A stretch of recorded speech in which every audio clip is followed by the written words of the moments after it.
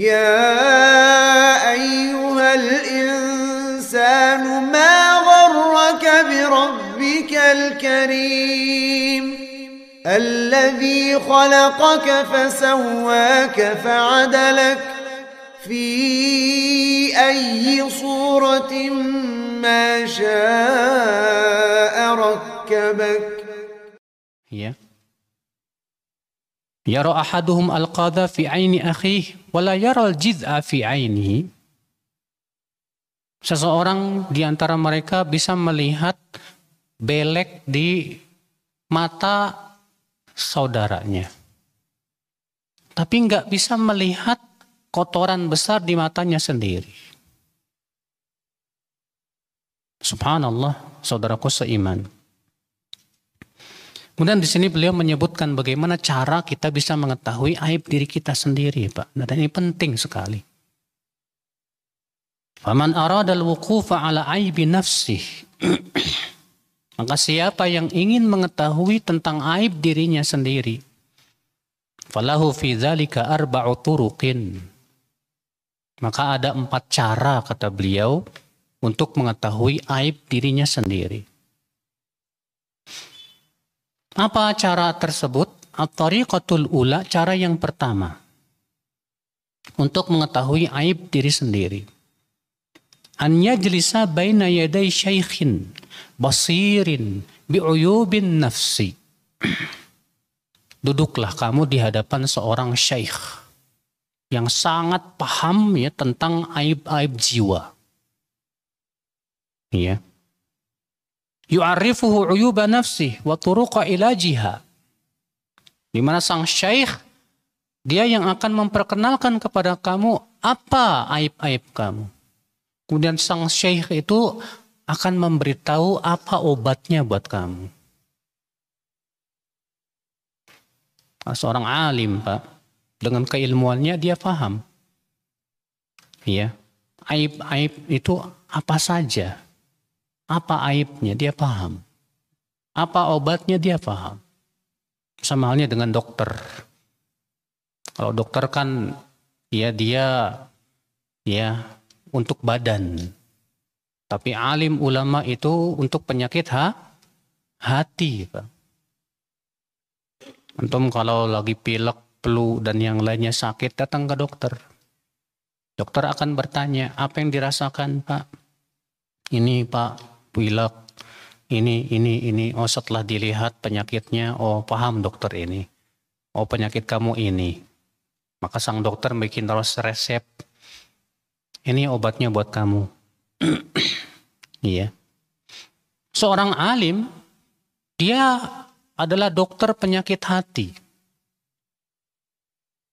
Dia paham tentang jenis-jenis penyakit hati. Dan paham tentang apa obat yang paling mujarab buat penyakit tersebut. Maka dari itulah penting akal Islam.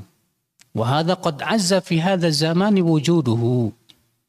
Namun di zaman ini, kata Ibnu Qudamah, sedikit sekali keberadaan orang alim seperti ini. Faman waqa'a bih, dan siapa yang jatuh kepada ya penyakit-penyakit jiwa, faqad waqa'a bi. Siapa yang mendapatkan alim seperti ini, faqad waqa'a bit tabibil hadiq fala yanbaghi an yufariqah. Berarti dia sudah mendapatkan seorang dokter yang sangat ya profesional. Kalau kita sudah dapat nih seorang alim yang sangat paham tentang aib-aib jiwa, Pak, dan bagaimana tata cara mengobatinya, berarti kita sudah mendapatkan seorang dokter yang luar biasa. Pada waktu itu kita berusahalah ya untuk senantiasa konsultasi dengan beliau. Ikhwatul Islam, saudaraku seiman. Ini cara yang pertama.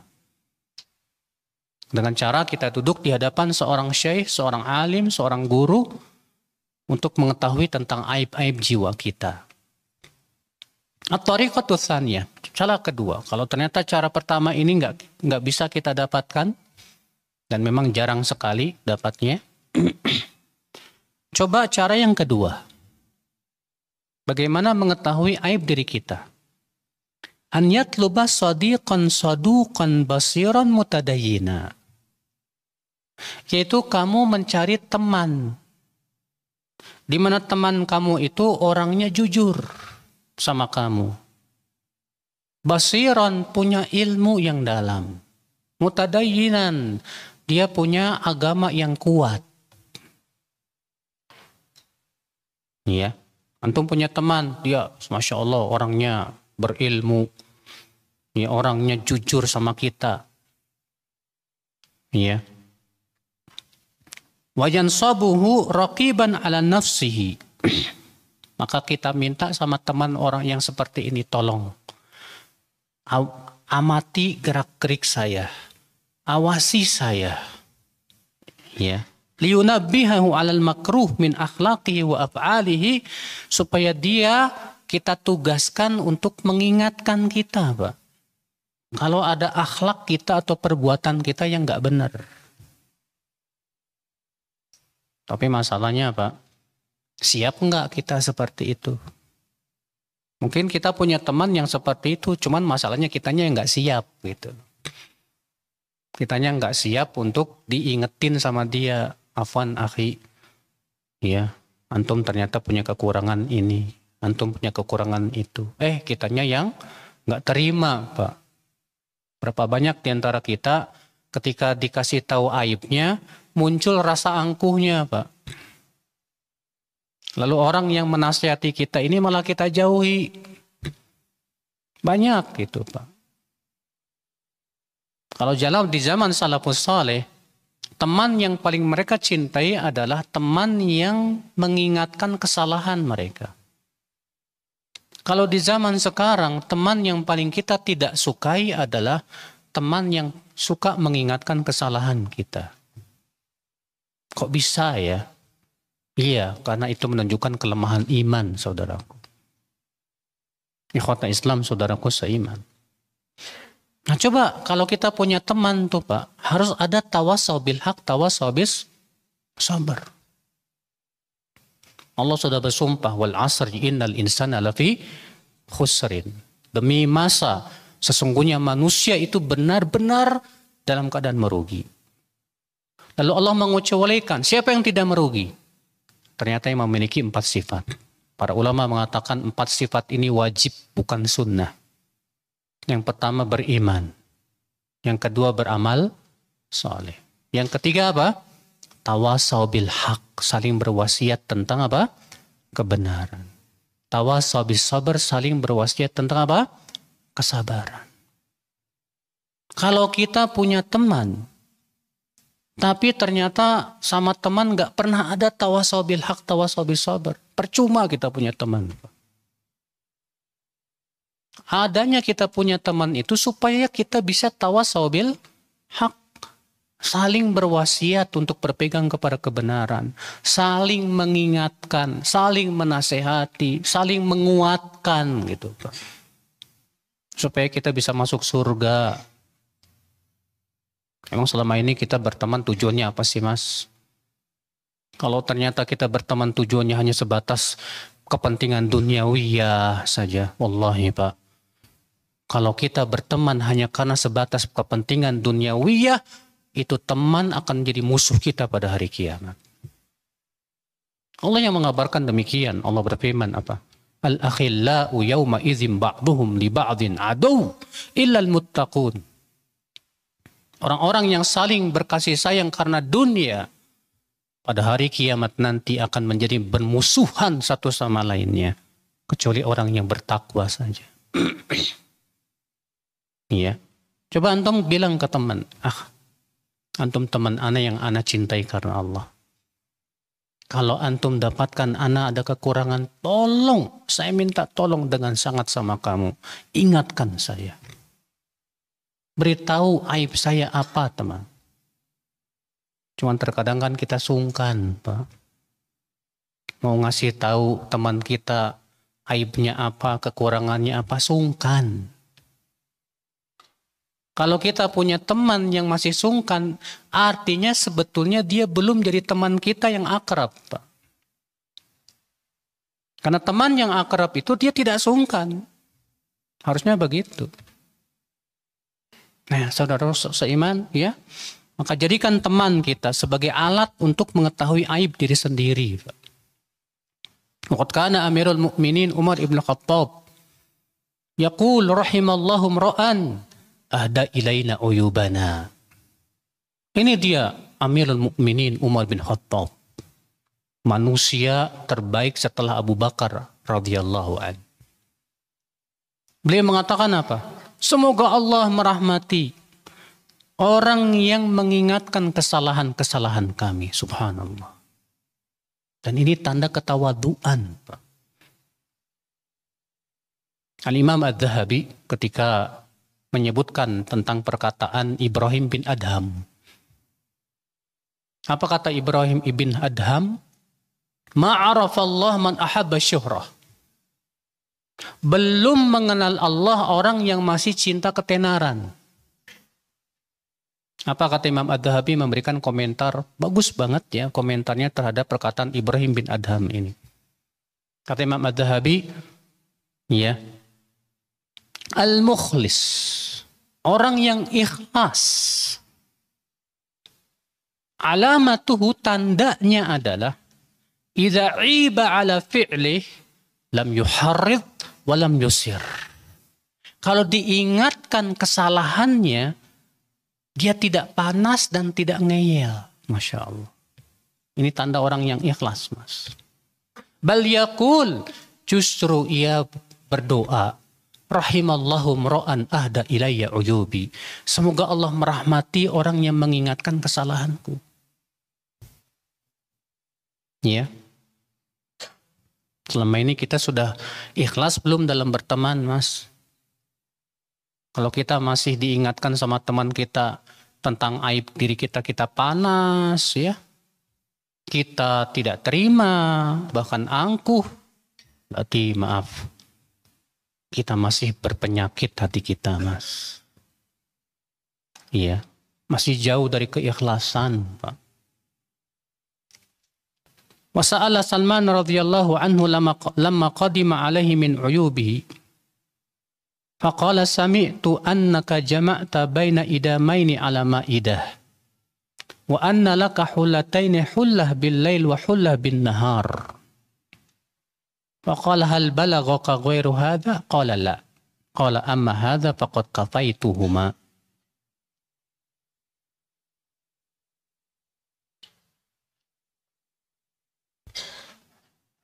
Salman Al-Farisi,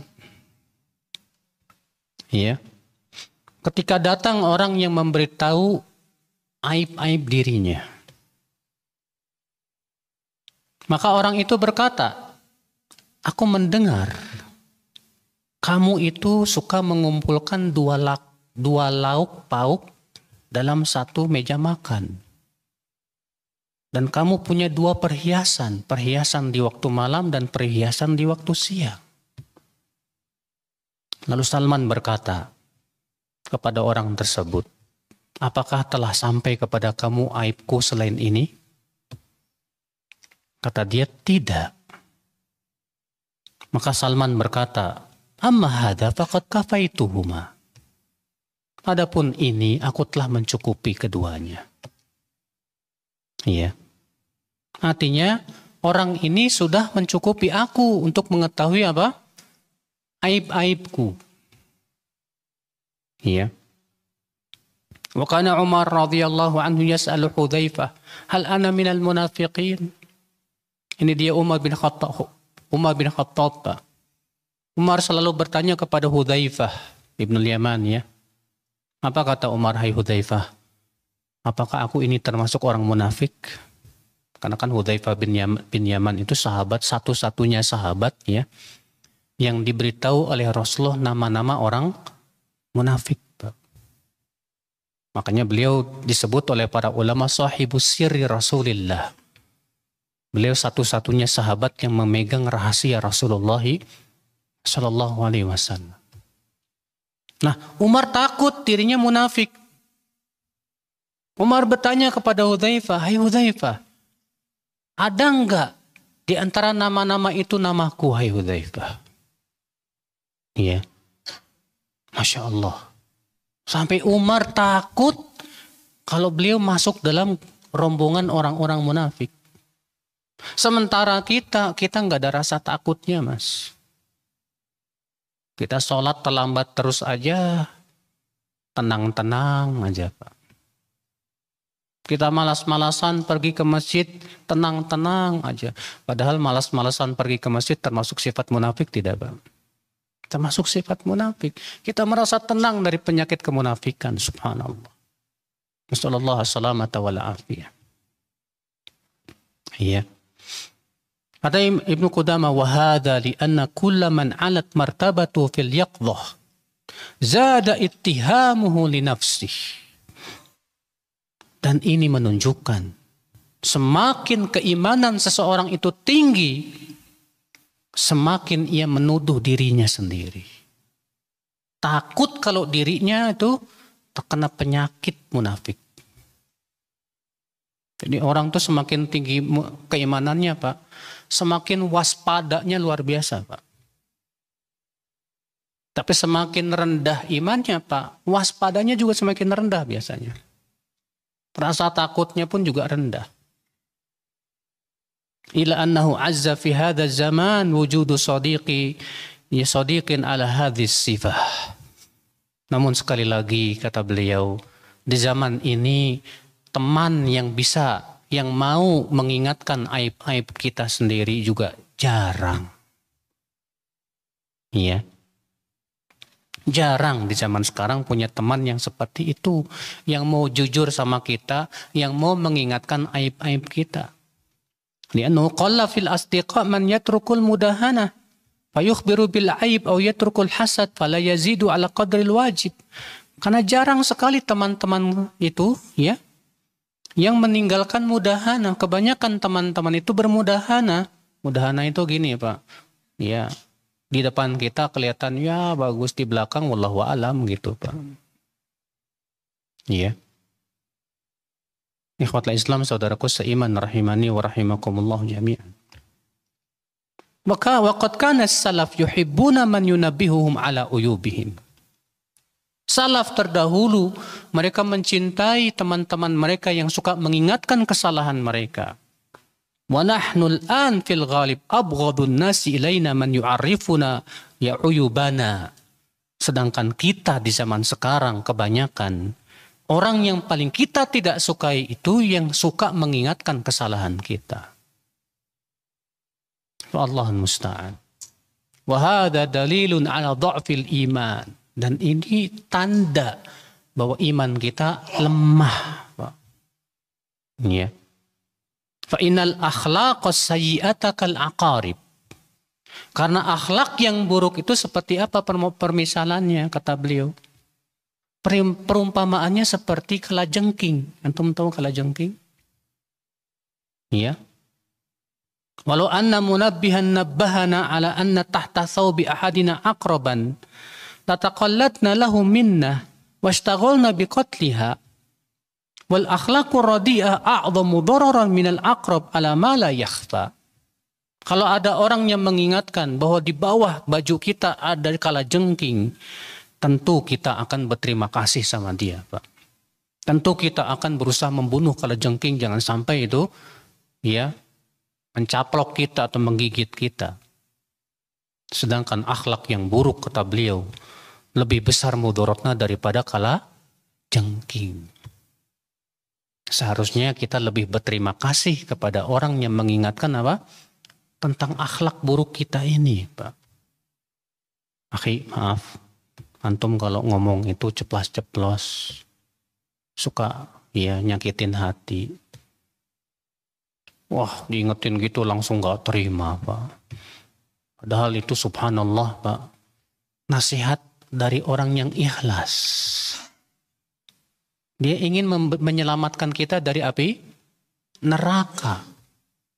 Teman kita terkadang memberitahu kita aib itu bukan karena dia tidak suka kepada kita, bukan.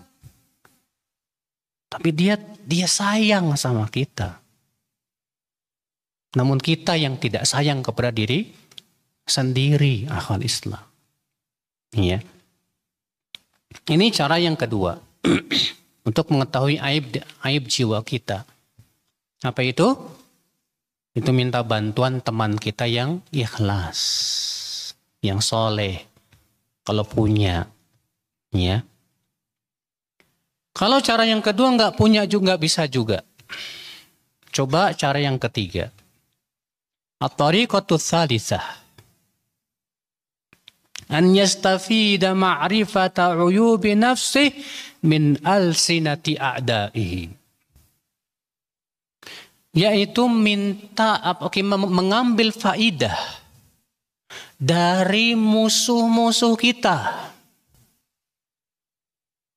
Antum kalau ada orang yang memusuhi kita, Pak, hendaknya musuh itu kita jadikan faidah buat kita. Untuk mengetahui aib diri sendiri. Karena yang namanya musuh, Pak, dia akan mencari-cari aib, Pak. Ya tidak? Iya. Orang yang mencintai kita, mungkin dia tidak bisa melihat aib kita. Karena mata cinta itu mengubur keburukan. Tapi orang yang benci kepada kita dan memusuhi kita, dia akan bisa melihat aib-aib kita, Pak. Karena mata benci itu akan membongkar aib. Antum kalau lagi cinta sama teman, Pak, sebanyak apapun aib dia, antum akan kubur. Ya tidak? Iya. Kenapa? Karena masalahnya antum sedang cinta sama dia. Tapi kalau antum sedang benci sama dia, Pak, sekecil apapun aib antum bisa lihat dia. Banyak di antara kita bisa menyembunyikan aib temannya saat dia cinta kepada temannya. Tapi ketika dia bermusuhan dengan temannya, aib itu kita bongkar. Nah, saat itu kita gunakan, Pak, kesempatan. Kalau ada orang yang memusuhi kita, ada orang yang membenci kita, gunakan kesempatan untuk mengetahui aib diri kita sendiri. Cuman masalahnya, siapa di antara kita yang mau menerima? Kalau antum dibongkar aib antum sama musuh antum, kira-kira antum terima nggak? Ana dan antum mungkin keadaannya sama, Pak. Kalau orang yang memusuhi kita, membongkar aib kita, panas, Pak, panas. Kurang ngajar. Akhirnya kemudian apa-apa, kita ingin balas dendam. Kita akan cari-cari aib dia. Lalu kita bongkar lagi. Akhirnya kita sama-sama punya dosa. Bahkan kita suka bergumam begini, saya bisa membalas dengan yang lebih kejam. Akhirnya kita bongkar aib-aibnya melebihi dia membongkar aib kita. Akhirnya dosa kita lebih banyak dari dia. Padahal Rasulullah SAW sabda apa? Wa ini mru'un syatamaka wa ayyaraka bi amrin ya'lamu fika fala tu'ayyirhu bi amrin ta'lamu fih wa da'wa baluhu alaih. Kalau ada orang yang menjelek-jelekan kamu dengan aib yang dia tahu ada pada diri kamu, jangan membalas dengan cara kamu menjelek-jelekan dia dengan aib yang kamu tahu ada pada diri dia. Jangan, kata Rasulullah. Biarkan dia yang membawa dosanya, biarkan. Masya Allah, ya akhwat Islam, tapi ini nggak mudah masalahnya, Pak. Berat, Pak, berat. Sebab manusia itu kalau lagi baper, ya, lagi panas itu hatinya, selalu ingin balas dendam masalahnya, Pak. Di situ beratnya, di situ. Maka dari itulah saudaraku sekalian, ya cara yang ketiga ini berat, Pak. Karena jiwa manusia biasanya tidak suka musuh-musuhnya itu membongkar aib dirinya. Akan tetapi orang yang berakal justru ini dijadikan kesempatan untuk mengetahui apa? Aib diri. Ketika orang yang tidak suka kita membongkar aibnya, ya, orang yang berakal cukup berkata kepada orang tersebut, syukron. Kamu sudah menunjukkan saya kepada aib diri saya. Ya. Al-Hasan Al-Basri pernah disampaikan kepada beliau ada orang yang menggibah dirinya. Maka Al-Hasan Al-Basri segera memasukkan kurma ke satu keranjang. Lalu dia berkata kepada orang yang tersebut, tolong sampaikan kepada dia, kepada orang yang menggibah saya itu, dan bilang kepada dia, syukron, terima kasih. Masya Allah. Ikhwatul Islam, saudaraku seiman. Nah ini kata beliau, fa inna aina sukhti tubdil masawiya. Orang yang benci matanya akan membongkar aib. Wantifa'ul insan bi aduwin musyajir yadhkuru uyubahu akthar min intifa'ihi bi sadiqin mudahin yakhfa anhu uyubuhu.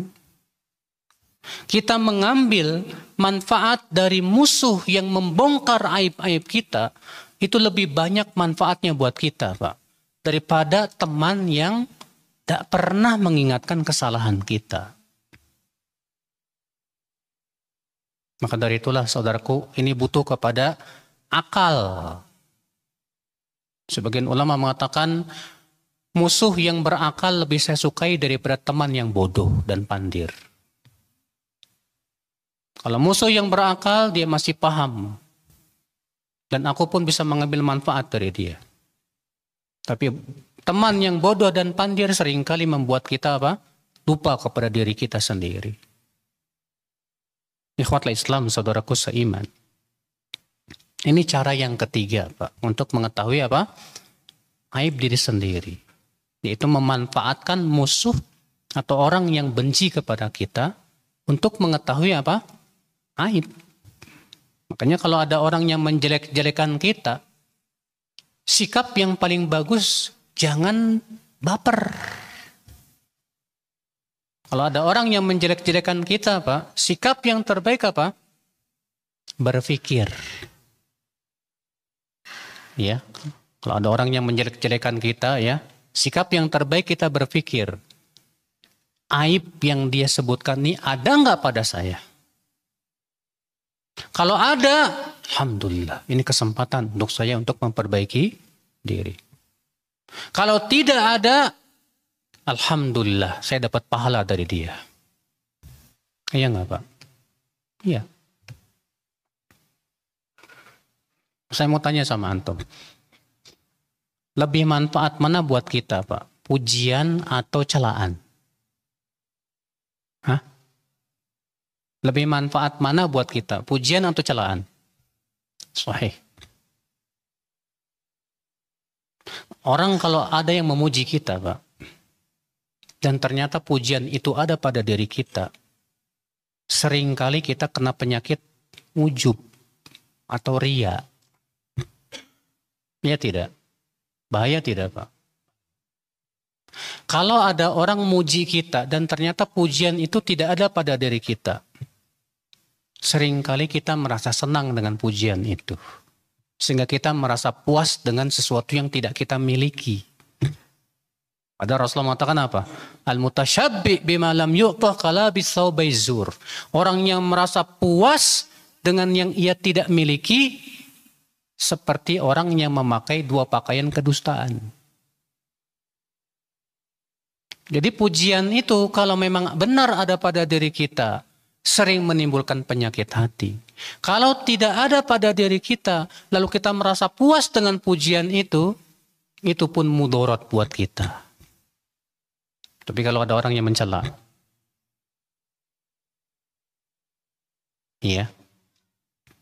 saya mau bertanya, kalau ada orang yang mencela kita, apakah celaan itu mudarat buat kita, Pak? Mudarat kapan?